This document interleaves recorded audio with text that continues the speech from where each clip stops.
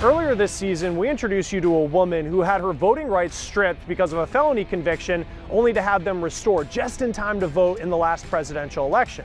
She told us she wanted to help people get to the polls this year, and our Nicole Vowell went along for the ride. Coast to coast, rain or shine. I think it's definitely my civic duty to actually participate in democracy. People showed up to the polls, breaking records for early voting. By Election Day, the New York Times reported approximately 114 million ballots cast in U.S. House races, compared to only 83 million in 2014. Hey, y'all going to vote today? Cheryl Fleming calls this You going to vote? her civic duty. Yes. Okay, well, come on out. Despite the wet weather, she's behind the wheel volunteering her time to voters in Virginia. Thank you. Picking up folks and taking them to the polls, ensuring that they have no excuse. And she keeps a reminder of why she's doing this There it is. in her glove box. My right to vote. This is what I was given. More than 2 decades ago, Fleming was convicted of fraud. That felony stripped her right to vote. But in 2016, that right was restored. And that's so pretty. She was 54 before she cast her first ballot. Now she's making it her mission Got my veterans with me. to get folks like 70-year-old Marine veteran Joseph Crouch to the polls. That's what it's all about. Like Fleming, Crouch has a similar story. When you're an ex-felon, you feel isolated and locked out. His voting rights were restored 4 years ago, but this is his very first election. Yes, I voted. It's all about voting. I feel really good about it. I didn't think I'd feel this way because I thought it's just an act. But you do feel free, you know, that you're part of the American process. He says he has Fleming to thank for getting him here. For her to step up like she's doing, that's fantastic. But she says it was all part of her calling on Election Day. This is my civic duty right here.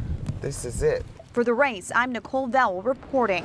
One group of voters that really turned out this election, young people. In fact, as Newsy's Kellen Howell shows us, more young people turned out for the 2018 midterms than the past 6 midterms. That's since before some were even born.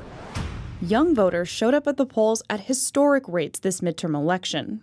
31% of voters between the ages of 18 and 29 made it to the polls this election cycle, according to a new analysis from the Center for Information and Research on Civic Learning, or CIRCLE, out of Tufts University. That's about 10 percentage points higher than 2014, and the highest rate of youth voter turnout in midterms over the last 2 decades.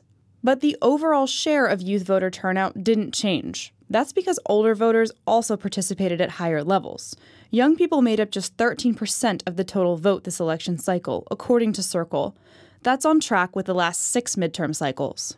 Exit polls showed that young voters strongly favored Democratic candidates. According to CIRCLE, 67% of youth cast their vote for Democratic House candidates, while 32% chose a Republican candidate. That made a big difference in states with very close gubernatorial and Senate races. Like in Wisconsin, where Democrat Tony Evers beat incumbent Republican Governor Scott Walker by just 1.2 percentage points. There, 60% of voters under the age of 30 supported Evers, compared to just 37% who favored Walker. Youth voter turnout was also higher overall in states that had hot-button ballot issues, like Florida's voting rights measure and Michigan's recreational marijuana measure. Overall, young voters said healthcare and immigration were the most important issues for them in the midterm elections, according to CIRCLE. Still to come on The Race from Washington, D.C., an important message about how to love thy neighbor even in a tough election year.